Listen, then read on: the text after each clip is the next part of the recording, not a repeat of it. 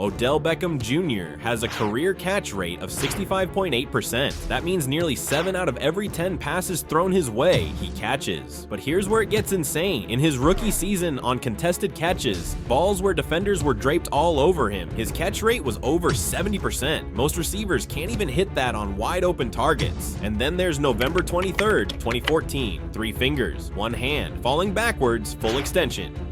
43 yards downfield with a defender's hand in his face. Odell Beckham Jr. made a catch that physics said was impossible. That may be the greatest catch I've ever seen. His hands weren't just good, they were a cheat code. So how does a receiver develop hands so elite that he makes Hall of Famers look ordinary? How does someone make one-handed catches look easier than most players make two-handed grabs?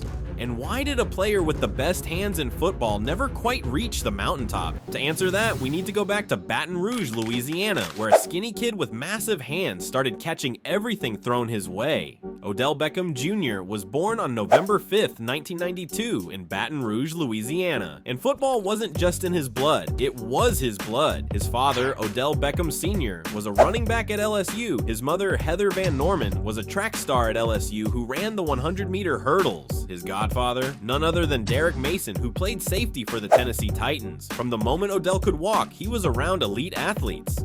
His parents didn't just encourage sports, they demanded excellence. His mother, a 6-time NCAA All-American, pushed him harder than any coach ever could. She understood what it took to be great, and she wasn't going to let her son settle for anything less. But young Odell wasn't just naturally gifted, he was obsessed. While other kids played video games, Odell was in the backyard running routes against imaginary defenders. He'd make his parents throw him passes until the sun went down, and even then, he'd beg for more. "I've been catching football since I could walk. It's all I've ever known." What separated Odell from every other kid wasn't just his athleticism, it was his hands. Even as a child, his hands were disproportionately large for his body, and he trained them relentlessly. He'd catch tennis balls, golf balls, anything that would improve his hand-eye coordination. He practiced one-handed catches before most kids even mastered catching with 2 hands. His mother would drill him on focus and concentration. She'd have him stare at the ball from the moment it left her hands until it hit his palms. No looking away, no tracking the defender, just lock in on the ball. That discipline, that laser focus became the foundation of everything. At Isidore Newman School in New Orleans, the same school that produced Peyton and Eli Manning, Odell Beckham Jr. was a multi-sport phenom. He didn't just play football, he dominated track, running a 10.9-second 100 meters and long jumping over 22 feet. That explosive speed and body control translated directly to the football field. But what made him special wasn't the athleticism.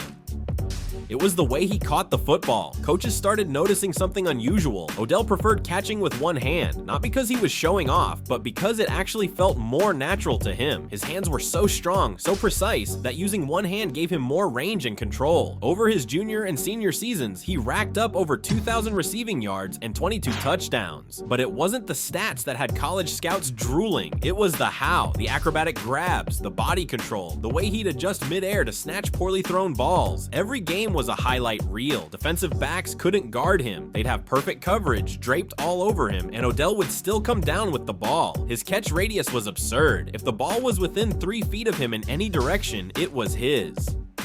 He was rated as a 4-star recruit and had offers from all over the country, but there was only one choice that made sense: LSU, his parents' school, his home. At LSU, Odell Beckham Jr. wasn't just a receiver, he was an event. From day one, he was electric. As a freshman in 2011, he caught 41 passes for 475 yards and 2 touchdowns. Solid numbers, but he was just getting started. By his sophomore year, he exploded. 57 catches, 713 yards, and 8 touchdowns. But the stats don't tell the full story. Odell was making catches that left the SEC completely baffled. Defenders would have him locked down, and somehow, he'd still reel it in. Beckham can catch anything. I don't care where you throw it. His junior year in 2013 was when the legend truly took shape. 59 catches, 1,152 yards, and 8 touchdowns.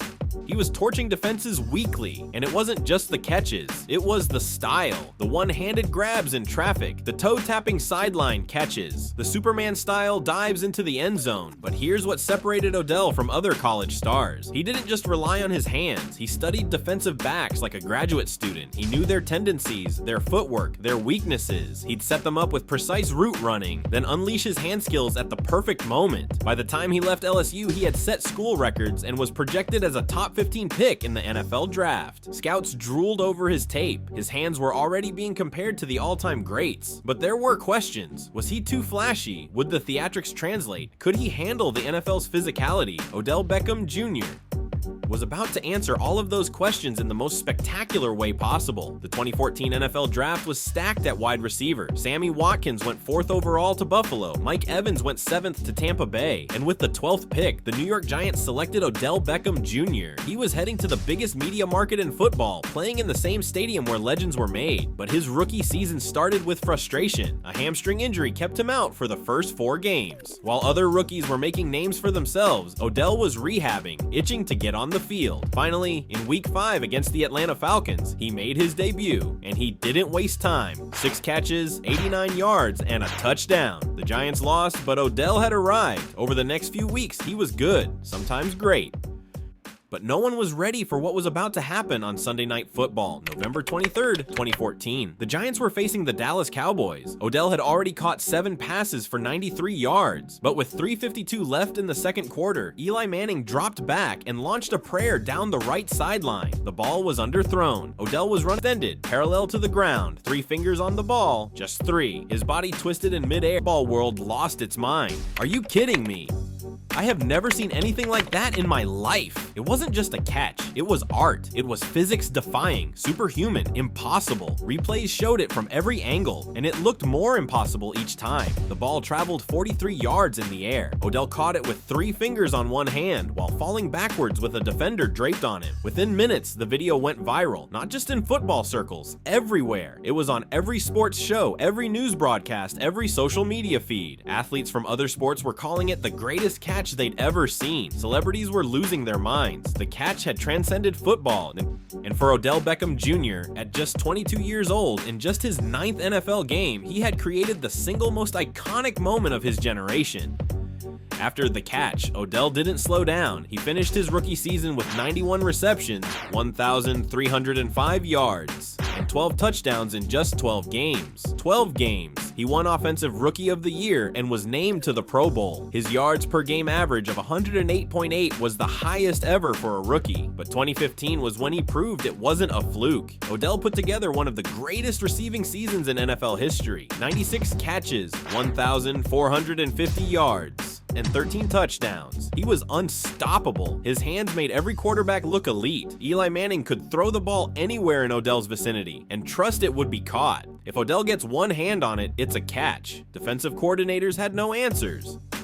They double team him, triple team him. It didn't matter. Odell would go up and snatch the ball over multiple defenders like they weren't even there. His catch radius was legendary. If the ball was within 4 feet of him in any direction, it was getting caught. In 2016, he did it again. 101 catches, 1,367 yards, and 10 touchdowns. 3 straight seasons with over 1,300 yards and double-digit touchdowns. He was making the Pro Bowl every single year. He was a first-team All-Pro. At just 24 years old, Odell Beckham Jr. was arguably the best receiver on planet Earth. His hands had become legendary. Receivers across the league started trying to mimic his one-handed catches in practice. Kids in backyard football games were yelling Odell before attempting circus grabs. He had changed the position, but then everything started to unravel. In 2017, disaster struck. Week 5 against the Chargers, Odell fractured his ankle. Season over, just 5 games in. The Giants, who had made the playoffs the year before, collapsed without him, finishing 3-13. When he returned in 2018, he wasn't quite the same. The explosiveness was still there, but something felt different. He finished with 77 catches, 1,052 yards, and just 4 touchdowns. Solid numbers for most receivers, but not for Odell. Off the field, the noise was getting louder. The infamous kicking net incident, boat trips before playoff games, sideline tantrums, fights with kicking nets that somehow fought back. The media was relentless, painting him as a diva, a distraction, a problem. And on March 13th, 2019, the Giants traded him. After just 5 seasons, the most exciting player in franchise history was shipped to the Cleveland Browns. Cleveland was supposed to be his fresh start. Paired with Baker Mayfield, the Browns were being hyped as Super Bowl contenders, but it was a disaster. Odell and Baker never clicked. The chemistry wasn't there. He finished with 74 catches, catches, 135 yards, and just 4 touchdowns. Then in 2020, he tore his ACL, another devastating injury, another lost season. The once unstoppable force was now fighting just to stay relevant. The receiver who couldn't drop a pass was now struggling to stay healthy. The superstar was fading, but Odell Beckham Jr. wasn't done. In 2021, after being released by the Browns, he signed with the Los Angeles Rams midseason, and in the biggest game of his life, Super Bowl LVI,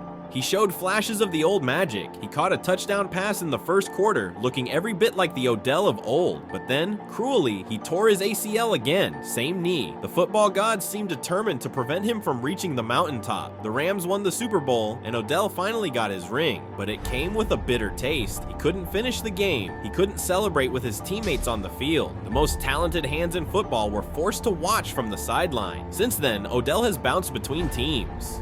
Baltimore, Miami, back to Miami. He's no longer the superstar. The injuries have taken their toll. The explosiveness is gone. But you know what hasn't changed? The hands. Even now, even after everything, when Odell Beckham Jr. gets his hands on a football, it's still magic.